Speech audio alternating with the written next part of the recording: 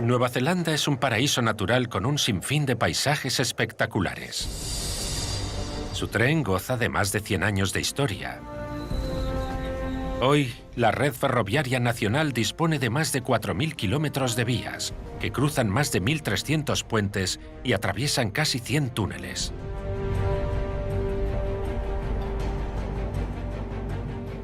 La actividad volcánica ha creado gran parte de los singulares accidentes geográficos del país, sobre todo en la meseta volcánica de la isla norte.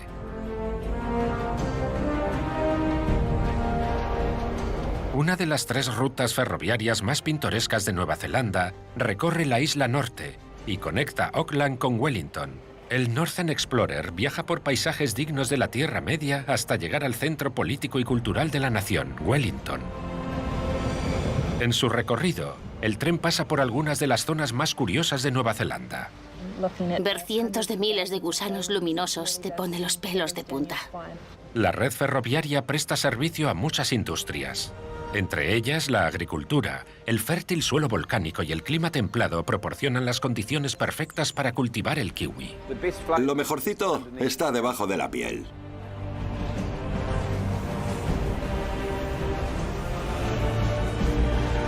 Nueva Zelanda en tren.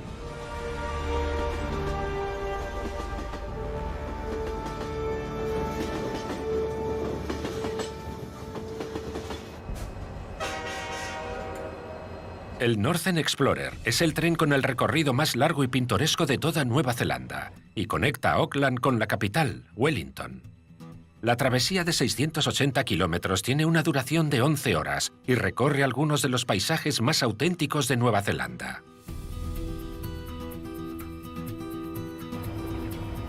Auckland es el centro económico y el puerto más grande de esta nación.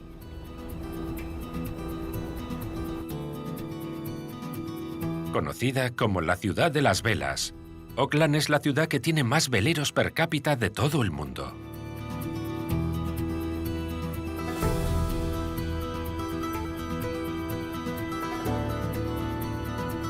El Northern Explorer bordea el puerto y atraviesa los barrios residenciales del centro de la ciudad. Las vías pasan por una calzada elevada que se construyó con escoria, un tipo de roca volcánica de la zona. Los pasajeros disfrutan de las vistas del puerto a medida que se acercan a la isla Rangitoto, situada a solo 10 kilómetros del centro de Auckland. La isla es el resultado de una erupción volcánica que se produjo hace apenas 600 años. La ciudad se asienta sobre un terreno que tiene más de 50 fisuras volcánicas, y prueba de ello son los conos, los lagos y las islas.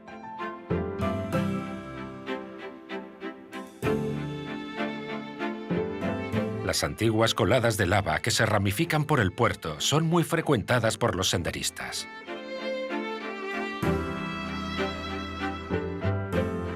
Hoy en día, muchos conos volcánicos como el Monte Eden son parques y zonas de acceso público. En la época anterior a la llegada de los europeos, los maoríes construyeron un asentamiento fortificado o pa en las colinas. Los terraplenes y las crestas de este periodo forman parte de su silueta tan característica. Por ahora los volcanes están inactivos, pero podrían entrar en erupción en cualquier momento.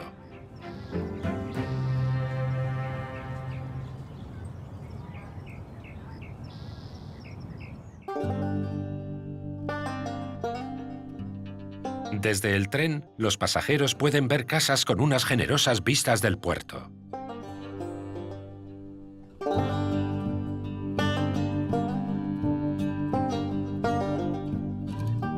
Muchos habitantes de Auckland van al trabajo en el tren ligero de la ciudad, que comparte las vías con el Northern Explorer.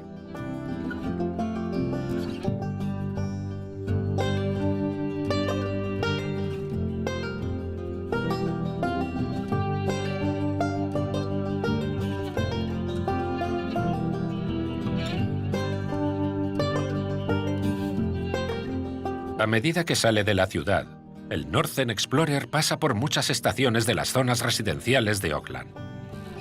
Auckland es una ciudad amplia y tiene la mayor superficie por habitante de todo el mundo.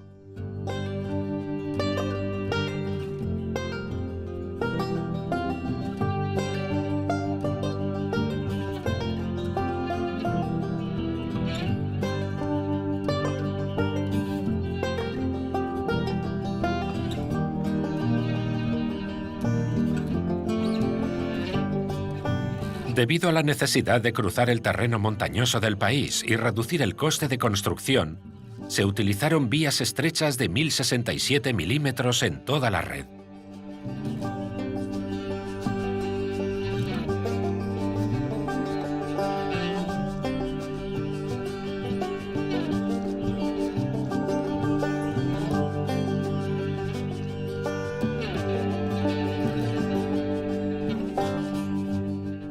La instalación del cableado eléctrico de la red ferroviaria de Auckland finalizó en 2014. Ahora hay más de 70 unidades eléctricas que abastecen la red de la ciudad.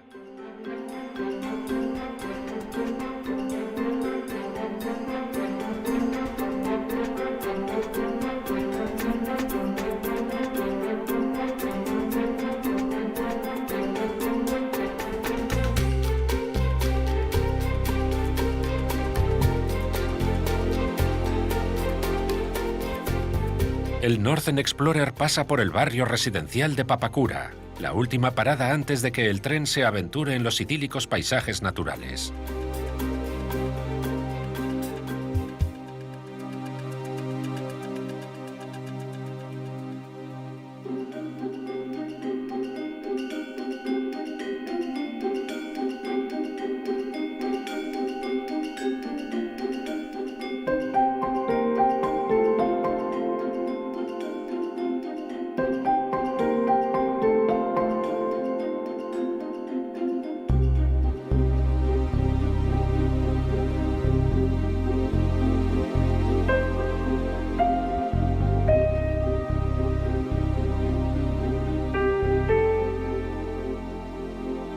Papakura es el centro de la actividad industrial ligera, además del hogar de la mezquita más grande de Nueva Zelanda. Unas locomotoras de transmisión diésel-eléctrica DX tiran de los vagones del Northern Explorer, que se diseñan y se fabrican en Nueva Zelanda.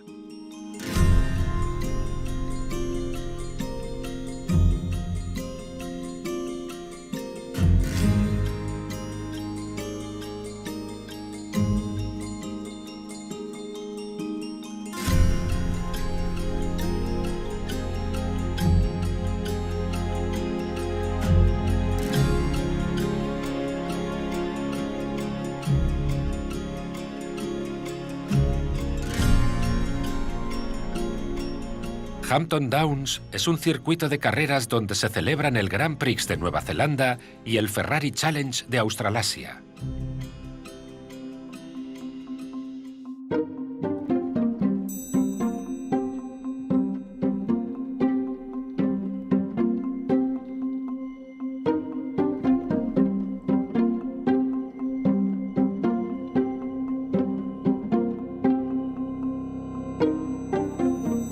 Waikato se encuentra a 115 kilómetros al sur de Auckland y es una zona donde predomina la industria láctea. El clima templado es ideal para los cultivos y para que los animales pasten durante todo el año. El río Waikato es el más largo de la isla norte. Sus 425 kilómetros fluyen desde la meseta volcánica hasta el mar de Tasmania en la costa este.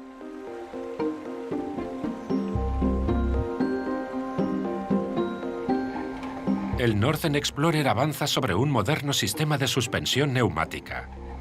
Sus ventanas panorámicas de cristal sin tintar y antirreflectante se han diseñado para que los viajeros se recreen en las preciosas vistas.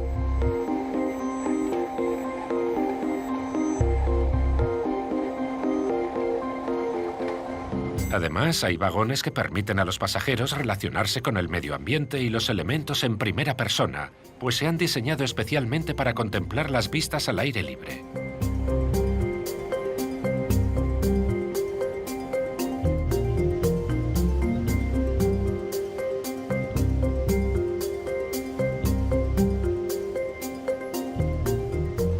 La red ferroviaria pasa cerca de Bay of Plenty.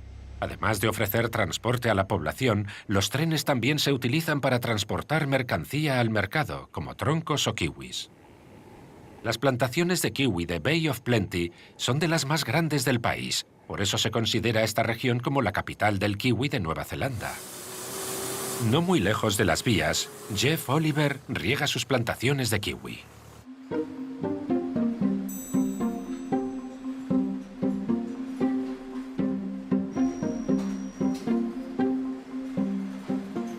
Esto es una cuchara con dientes de sierra. Tiene hasta marca propia, la Kiwi Scoop. Es muy apañada.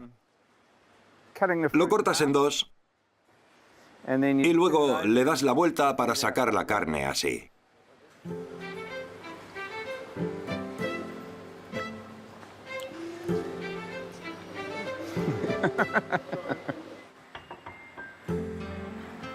Esta fruta de aquí no puede venderse. Es comida para el ganado. Las llevarán a las granjas para que se las coman las vacas. A los animales les encantan. Son como chuches. Desde aquí, el kiwi empieza su viaje a Europa, Asia y los Estados Unidos.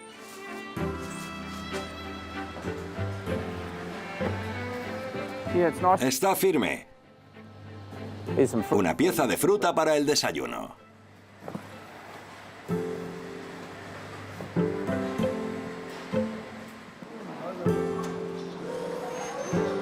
Tras un trayecto en camión hasta la red ferroviaria, los kiwis continúan su travesía hacia el puerto, desde donde zarparán para llegar a todos los rincones del mundo.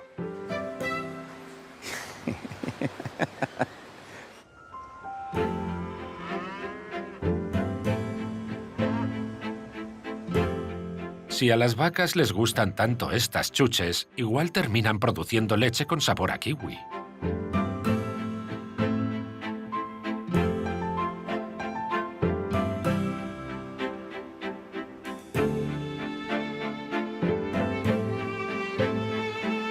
Casi todos los días el sol ilumina los cultivos de fruta.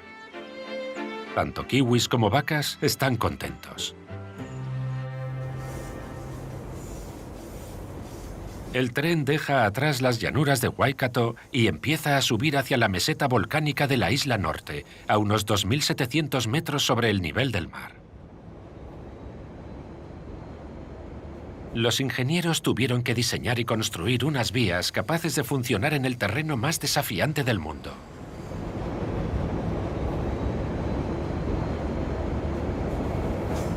La construcción de la red ferroviaria de Nueva Zelanda comenzó en 1863, una tarea titánica en un país que se estaba reinventando a sí mismo y en una época en la que las distintas provincias estaban convergiendo en una sola nación.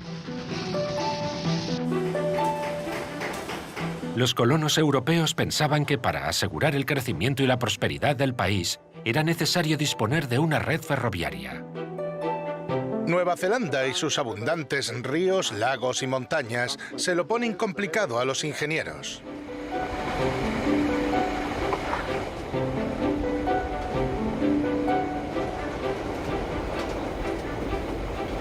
Pero los ríos, los profundos valles y las altas montañas no cooperaron.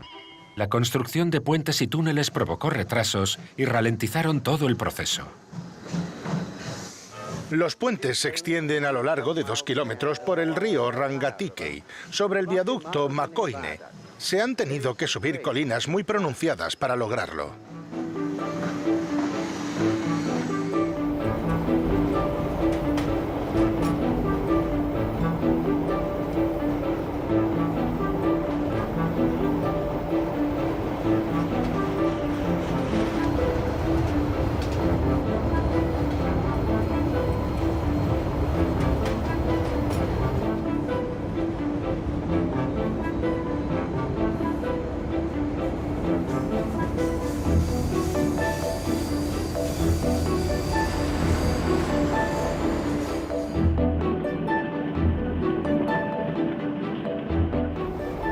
Para atravesar los valles y las colinas, los ingenieros tuvieron que diseñar trenes más estrechos.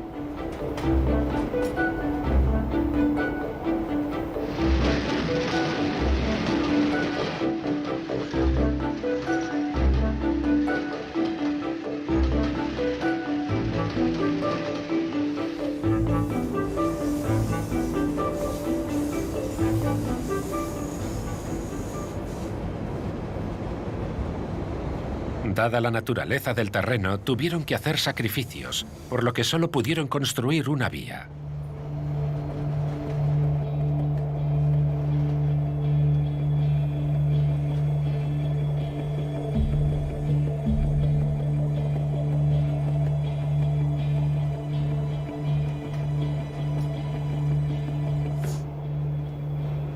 Tras casi 100 años, en la década de 1960, la red ferroviaria por fin se había terminado de construir.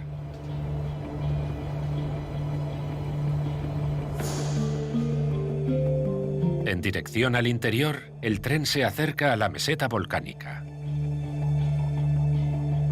En el siglo XIV, atraído por las abundantes fuentes de comida, el pueblo maorí se asentó cerca de los yacimientos geotérmicos creados por la actividad volcánica. Hoy las turbinas de la central eléctrica de Wairakei utilizan la energía del interior de la Tierra para proveer de electricidad a Nueva Zelanda, siendo así uno de los países más respetuosos con el medio ambiente de todo el mundo.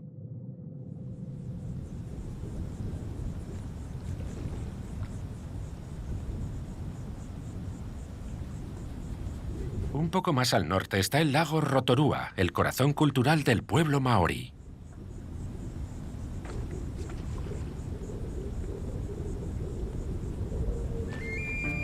Tamatikapua es la Wharanui, o lugar de reunión, y está situado justo en el centro de un yacimiento geotérmico activo.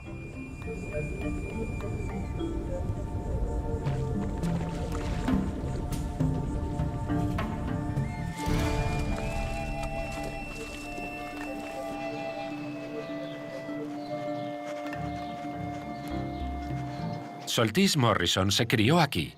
Esta ambientóloga representa una nueva generación del pueblo maorí y tiene el objetivo de combinar su trabajo como científica y la unión con la naturaleza inherente a su cultura.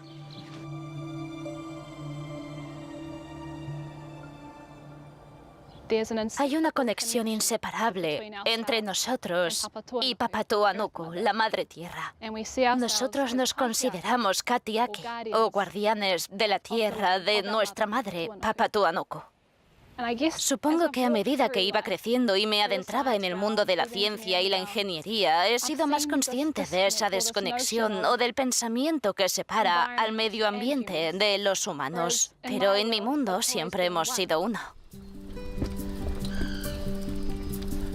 Con tan solo 26 años, a Soltis se la considera una de las mujeres maoríes más influyentes del país. Además, es experta en agua contaminada. En la tierra de los 3.800 lagos, su amplio conocimiento sobre la cultura maorí y el mundo occidental es de vital importancia en el país. Para su pueblo, proteger el medio ambiente es sinónimo de proteger su cultura. En mis días libres me gusta salir en bici por la montaña, por el lago Rotorua. La casa en la que solía vivir se abastecía de un yacimiento geotérmico. A mis hermanos y a mí nos gustaba pasear entre los árboles y escondernos en el vapor. Yo asocio este lugar a un montón de historias, a la unión, a mi familia.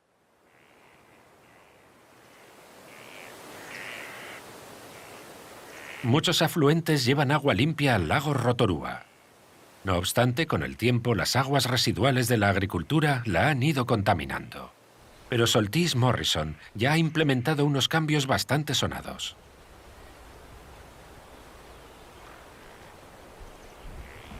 Estos últimos años, los vecinos han bloqueado varias zonas de este arroyo para que el agua vuelva a ser de buena calidad. La calidad que tiene hoy. El acceso ya no es público. Hay que pagar para poder ver los manantiales. Al reducir el tránsito de personas, se han producido unos cambios increíbles que han fomentado la recuperación de este arroyo en concreto.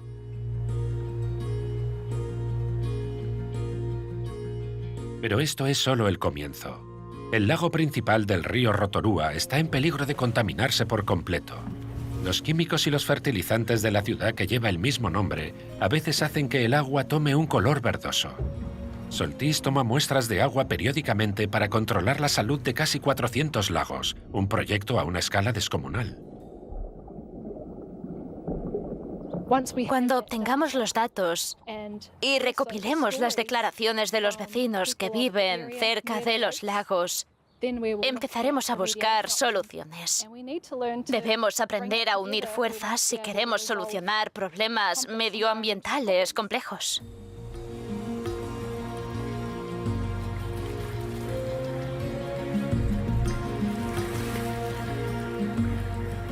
Tan solo hay documentados 200 lagos. A su proyecto de investigación le quedan muchos años por delante.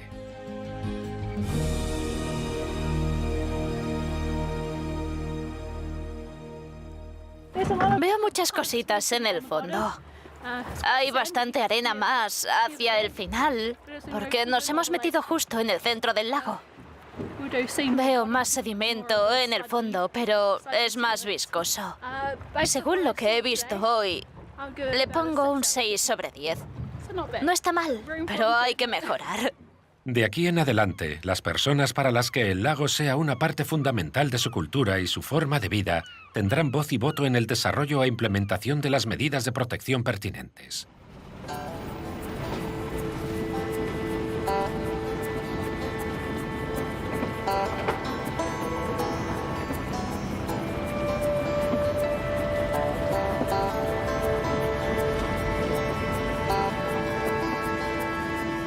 Mientras el tren se dirige hacia el sur, va descendiendo hasta la parte más baja de la isla norte, y el paisaje se vuelve plano y verde.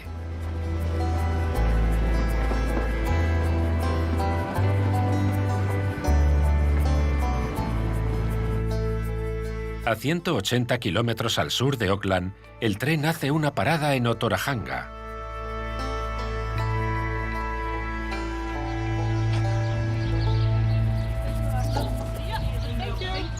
Es el punto de abastecimiento del distrito de la industria lechera circundante y la entrada a las famosísimas cuevas de Waitomo.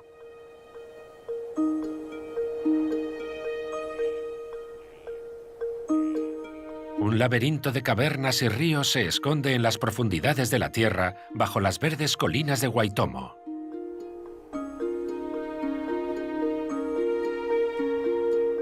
Y la atracción principal no son las cuevas, sino sus habitantes. Un singular hábitat de piedra y agua es el lugar de trabajo de la responsable de medio ambiente, Shannon Corkill. Trabajo en Waitomo protegiendo nuestras cuevas. Estas cuevas se formaron entre unos 30 y 35 millones de años atrás. El agua va erosionando poco a poco la piedra caliza. Lo que empieza siendo una grieta se convierte en un gran pasadizo. Que está de todo menos oscuro. Unas misteriosas luces tintinean en las cuevas, creadas por una especie de luciérnaga o gusano luminoso que solo vive en Nueva Zelanda. Recuerdo la primera vez que vi un gusano luminoso. Son bichitos mágicos.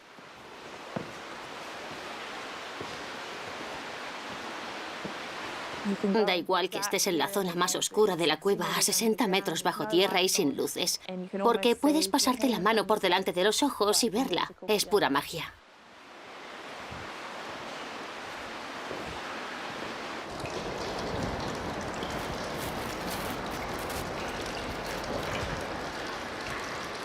El agua creó túneles y recovecos en la arenisca, lo cual proporcionó las condiciones perfectas para la proliferación de estos gusanos luminosos, humedad y oscuridad.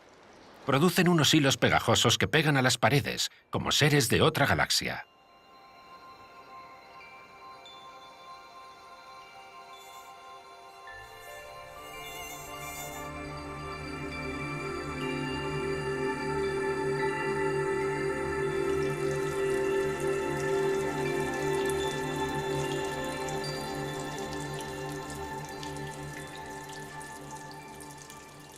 La gruta de los gusanos luminosos es la que más me gusta. Es un espectáculo precioso. Estar sentada en la oscuridad total, sin ruido alguno, mirando los cientos de miles de gusanos luminosos, hace que se me pongan los pelos de punta.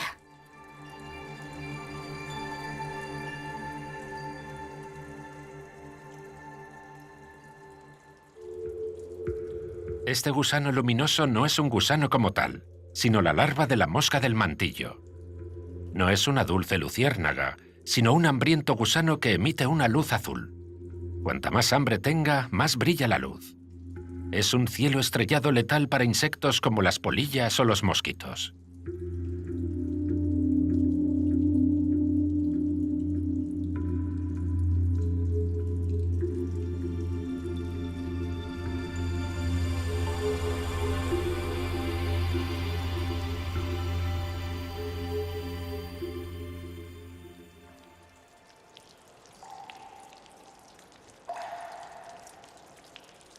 El entorno de la cueva solo se mantiene estable si no se producen cambios en la atmósfera.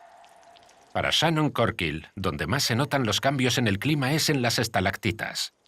Por ejemplo, si el dióxido de carbono aumenta debido a una alta afluencia de visitantes, el dióxido de carbono deteriora las estalactitas. Por eso se han instalado unas compuertas para poder controlar el clima de las cuevas. El resultado de mi esfuerzo en esta zona concreta de las cuevas ha sido un clima estable que favorece el crecimiento de estas formaciones tan maravillosas. Cuando el dióxido de carbono se sitúa a las 2000 partes por millón, lo primero que hacemos es abrir las compuertas. Así conseguimos reducir los niveles de este gas bastante rápido. Tenemos un sistema doble de compuertas y un pasaje cerca de la entrada de la cueva, lo que permite la entrada de aire fresco del exterior. Shannon Corkill localiza los sensores colocados bajo unas estalactitas con formas curiosas.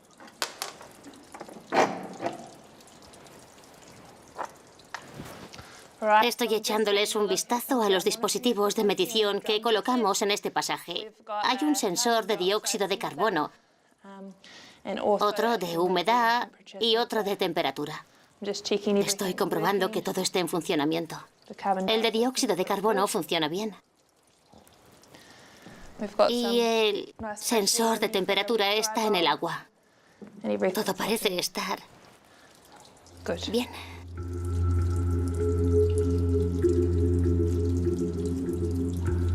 En un mundo ideal, en las cuevas, no entraría nadie. Pero evidentemente queremos enseñarle al mundo un lugar tan precioso como este, y para hacerlo hay que conseguir el menor impacto posible.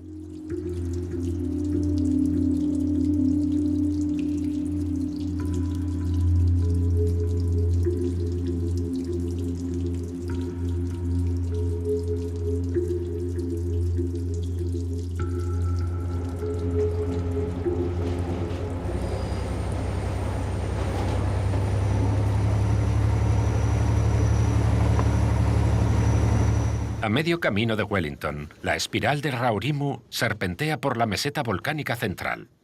Este recorrido se eleva más de 200 metros a lo largo de 6 kilómetros. Y para que los trenes pudieran subir a la meseta, los ingenieros tuvieron que dejarse los sesos.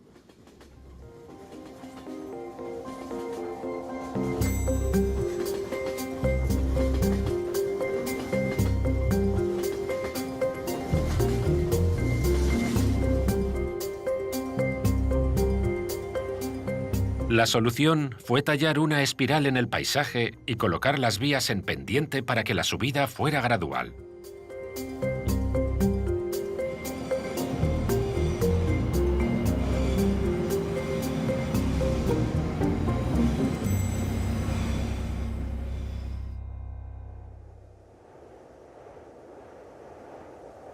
Al final de la espiral, el tren se adentra en el Parque Nacional de Tongariro, donde hay 3 volcanes activos: Ruapehu, Narajoy y Tongariro.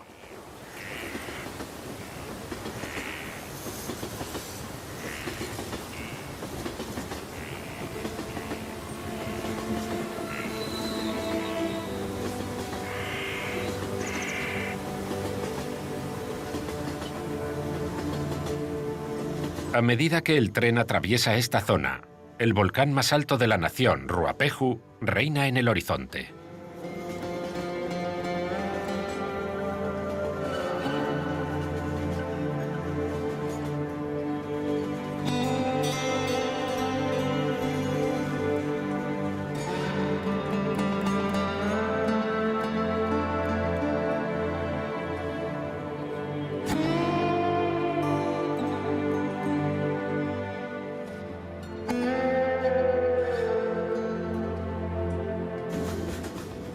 El Parque Nacional de Tongariro forma parte del Patrimonio de la Humanidad de la UNESCO, dada su sobresaliente naturaleza volcánica y sus asociaciones culturales y espirituales con el pueblo maorí. El tren lleva a esquiadores y turistas a la estación, desde la que viajan hasta las zonas hoteleras y las pistas de esquí.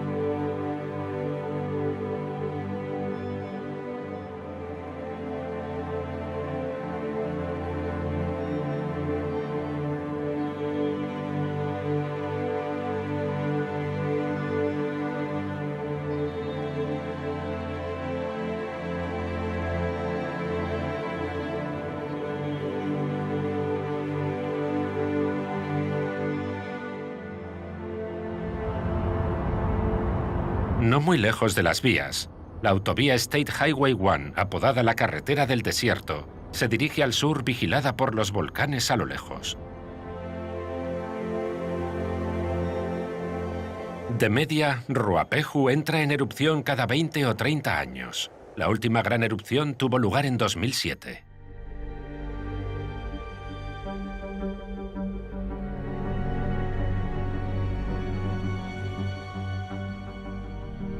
El día de Nochebuena de 1953, la presa natural que contenía el lago del cráter del monte Ruapehu cedió, por lo que se produjo un gigantesco flujo de lodo o lajá. El lajá cayó con fuerza monte abajo y arrasó con los embarcaderos del puente Tangiwai. El tren de pasajeros de las 3 de la tarde que viajaba desde Wellington a Auckland con 11 vagones se estaba acercando al puente. A pesar de que el conductor y el bombero de a bordo activaron el protocolo de parada de emergencia, la locomotora y los 6 primeros vagones cayeron al río. Murieron 151 personas. Desde 1953, el puente se ha reconstruido en 2 ocasiones, la más reciente en 2006.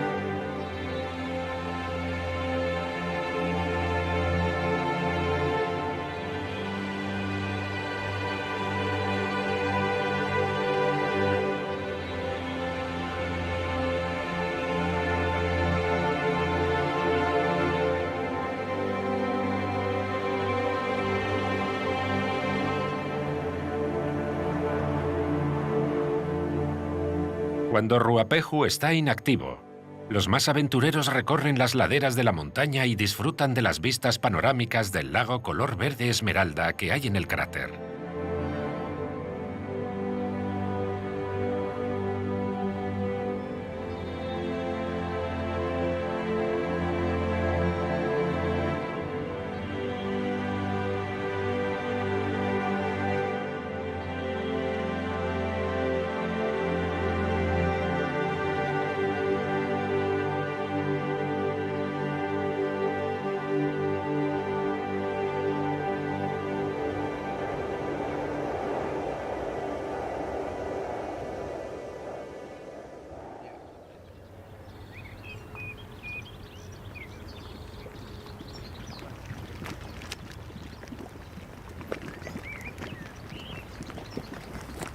Tras aquella tragedia, se implementó un programa de control y alerta temprana. Como parte de este programa, el vulcanólogo Brad Scott toma muestras de fuentes hidrotermales. Los volcanes son elementos dinámicos. Se les puede asociar con la creación y también con la destrucción.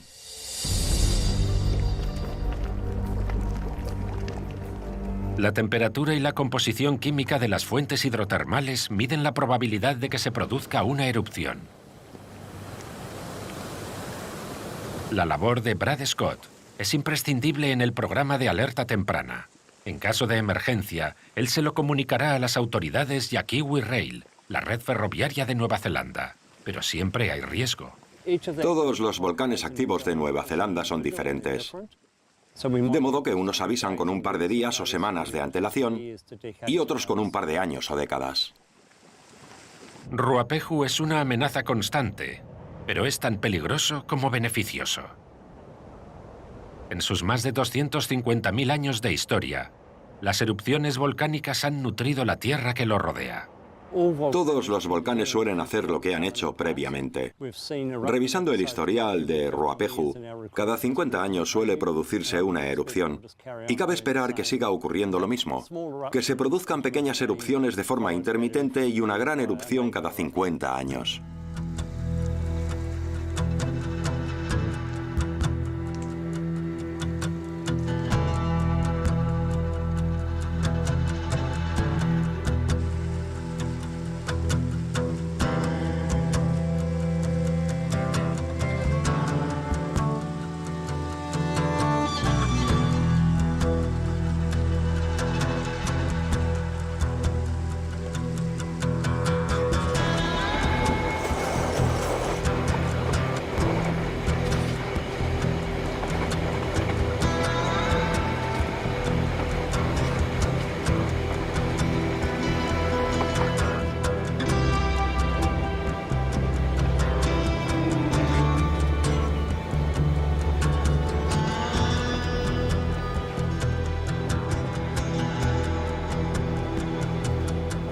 A la espalda del Parque Nacional de Tongariro, el terreno se allana.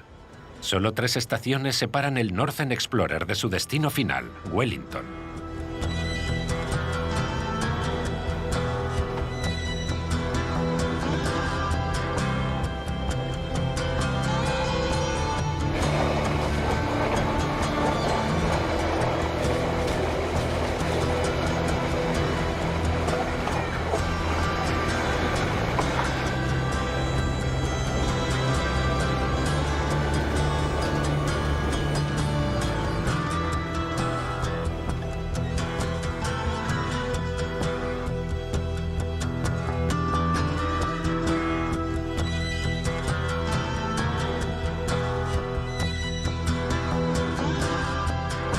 El viaducto Rangatikei se construyó con 5 pilares de asta doble, sobre los que descansan vigas de hormigón pretensado. A 78 metros de altura y con 325 metros de largo, fue el primer viaducto del mundo en el que se usaron amortiguadores en la base. Si se produjera un terremoto, los pilares se mecerían de lado a lado y no se derrumbarían.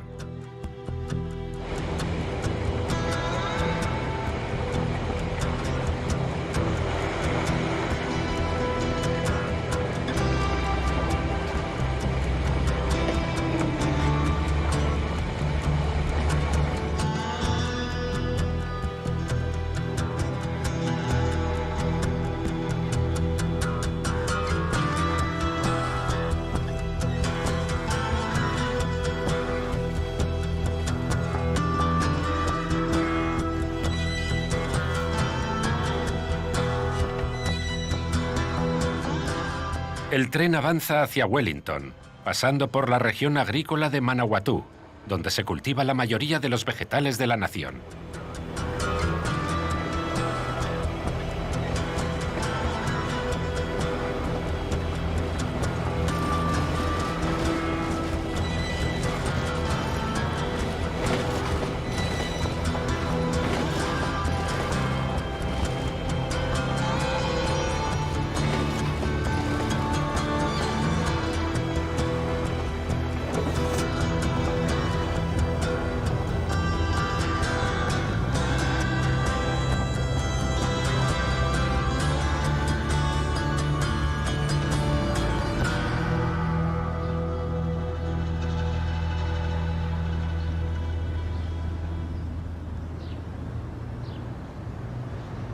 Wellington se sitúa en el extremo sur de la isla norte, tras el que se encuentra el estrecho de Cook.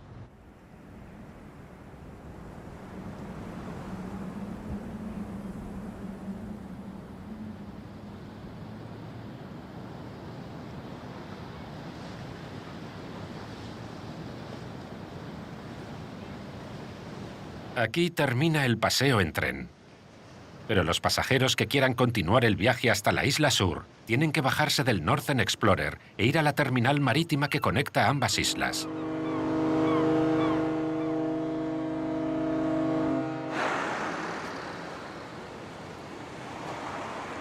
Los pasajeros, los coches particulares y los camiones suben a bordo del ferry, mientras los contenedores de carga se llevan a cubierta. Wesley Clopper es el jefe de operaciones. Los ferries se suelen retrasar a veces días enteros, y siempre por culpa del temporal del estrecho de Cook.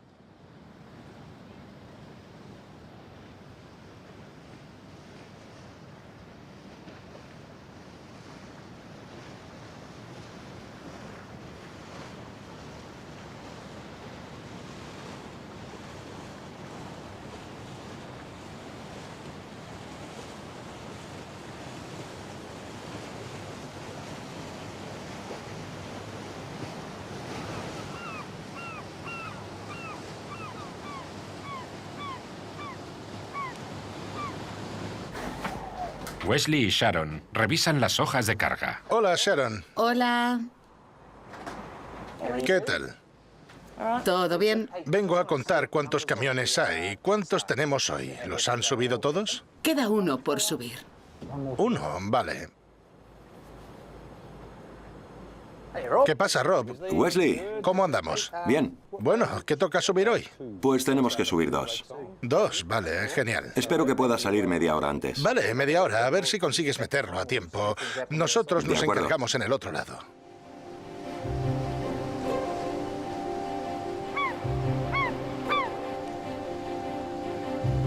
Atención equipo, todo listo para salir. Ya han arreglado los problemas mecánicos a bordo. Empezamos a subir pasajeros, ¿vale?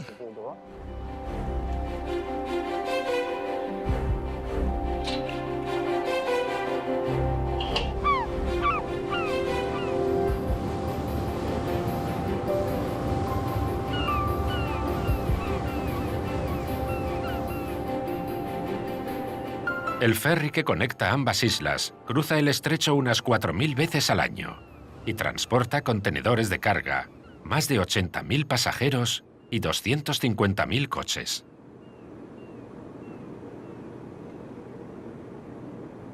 El número de pasajeros sigue siendo elevado. Antes se podía ir a la isla sur en avión, pero ahora hay familias enteras que viajan en ferry subidas a su coche. Por eso solemos manejar siempre los mismos números. Es un ir y venir, aquí no se para. El ferry emprende su viaje desde Wellington a Picton, recorriendo 92 kilómetros en uno de los canales más tormentosos del mundo.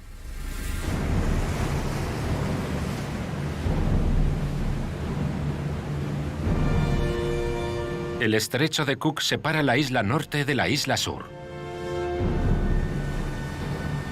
Es uno de los estrechos más peligrosos e impredecibles del mundo, pues en él se unen el mar de Tasmania y el océano Pacífico, y se suelen registrar vientos huracanados que superan los 80 kilómetros por hora.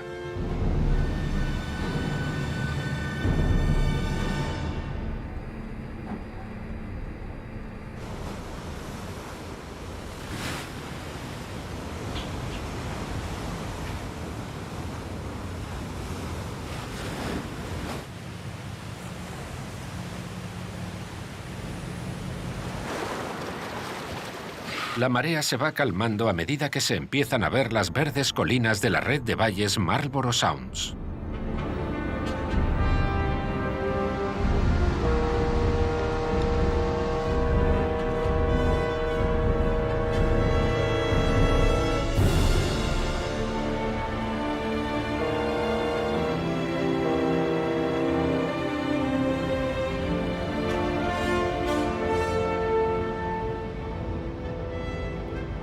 El ferry atraca en la terminal de Picton. Los pasajeros continúan su viaje en el tren Coastal Pacific, en el que descubren la isla sur, tan bella y pintoresca como salvaje y escabrosa.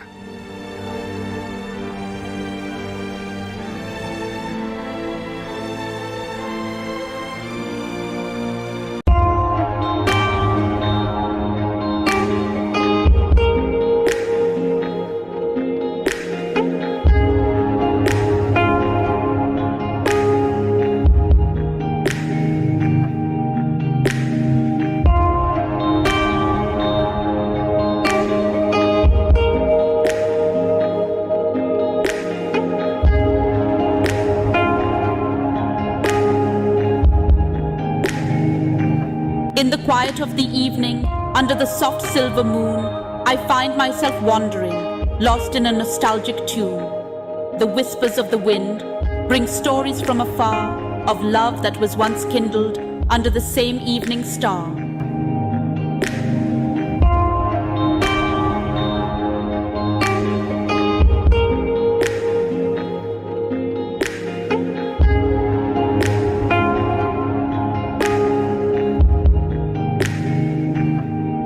These are the echoes of yesterday, playing in my mind. A melody so beautiful, a memory left behind. In every note and rhythm, in every gentle sway, I find myself dancing to the echoes of yesterday.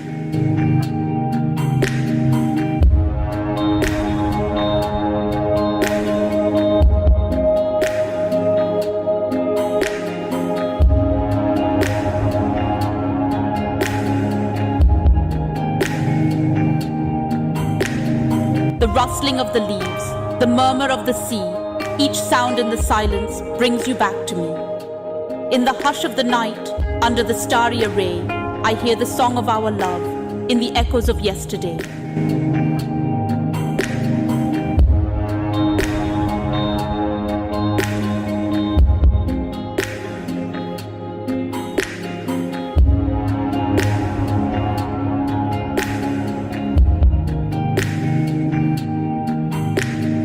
As the night grows deeper and the stars begin to wane, the echoes grow softer, but the melody remains. In the quiet of the dawn, as night gives way to day, I find peace in the silence and the echoes of yesterday. These are the echoes of yesterday, playing in my mind. A melody so beautiful, a memory left behind. In every note and rhythm, in every gentle sway, I find myself dancing to the echoes of yesterday. So here's to the echoes, to the song that they play, to the love that was and the memories that stay. As the music fades in the break of day, I'll hold on to the beauty of the echoes of yesterday.